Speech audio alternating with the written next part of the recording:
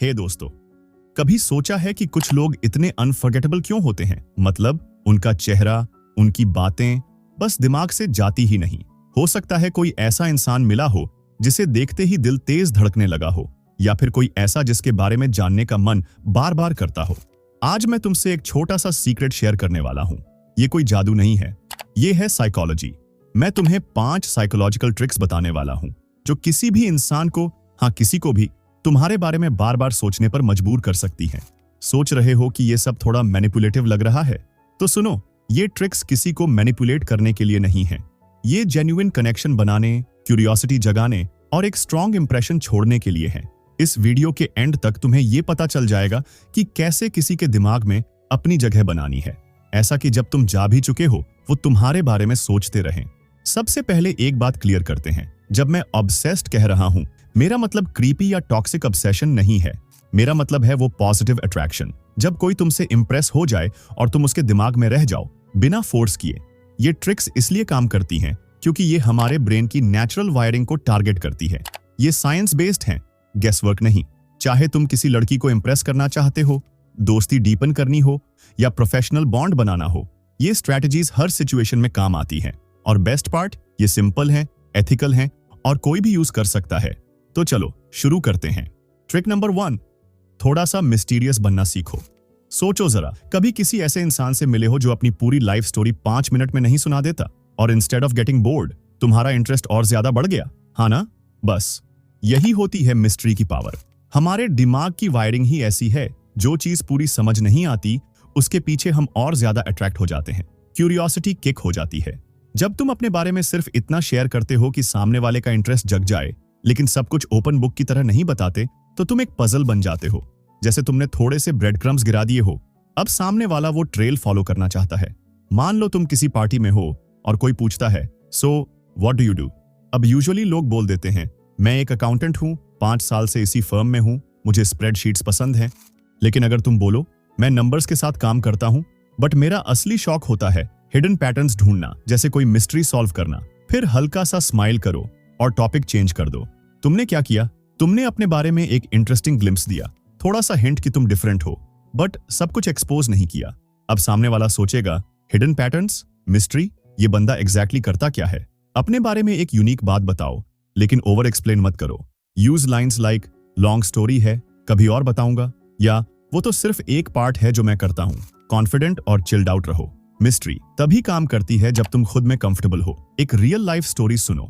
मेरी एक दोस्त थी, सारा। एक नेटवर्किंग इवेंट में किसी ने उससे पूछा, आप क्या करती हैं?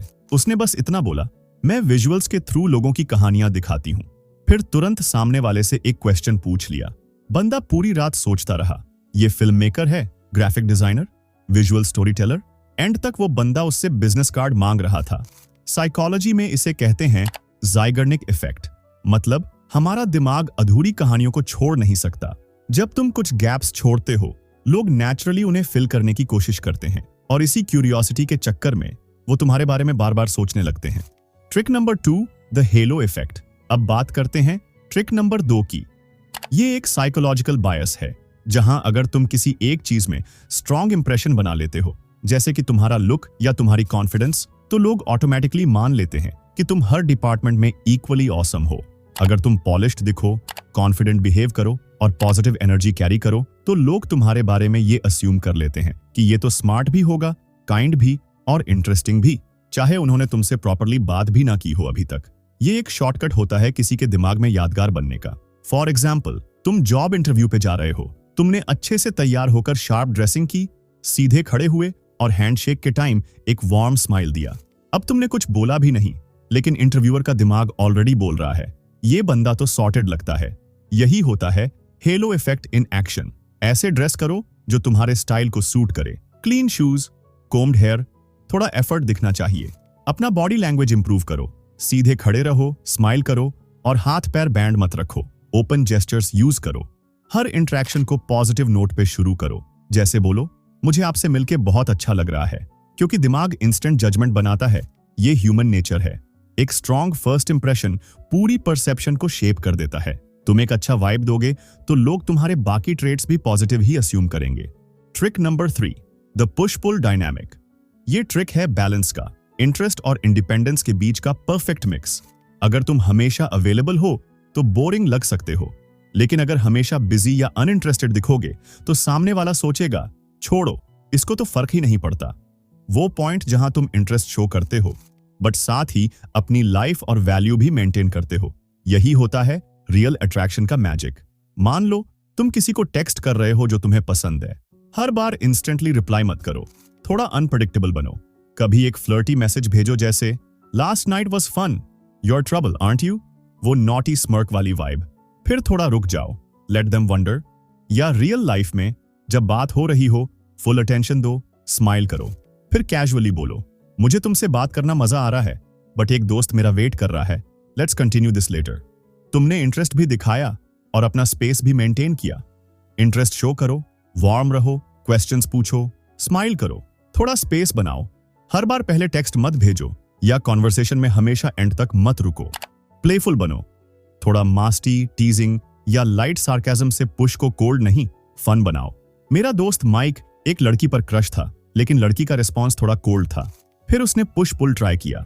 ग्रुप हैंगआउट में उसने उस लड़की को हंसाया, चिल किया, फिर बोला ये काफी फन था बट मुझे सुबह जल्दी उठना है, मिलते हैं नेक्स्ट टाइम। लड़की शॉक हो गई और उसी रात उसका टेक्स्ट आ गया। उस थोड़े से डिस्टेंस ने लड़की के अंदर चेसिंग स्पार्क जगा दिया। इसका रीजन है इंटरमिटेंट रीइंफोर्समेंट। जब किसी चीज का रिवॉर्ड, जैसे तुम्हारा अटेंशन, प्रेडिक्टेबल नहीं होता तो वो और ज्यादा एडिक्टिव बन जाता है। लोग सोचने लगते हैं अगली बार कब मिलेगा, अब क्या होगा, और वही एक्साइटमेंट उन्हें तुम्हारी तरफ खींचता है। Trick number 4, active listening. अब तुम शायद सोच रहे हो सुनना बस इतना, लेकिन बिलीव मी, ये छोटी सी चीज पूरा गेम बदल सकती है। ज्यादातर लोग सुनते नहीं हैं, वो सिर्फ अपनी बारी का वेट कर रहे होते हैं बोलने के लिए।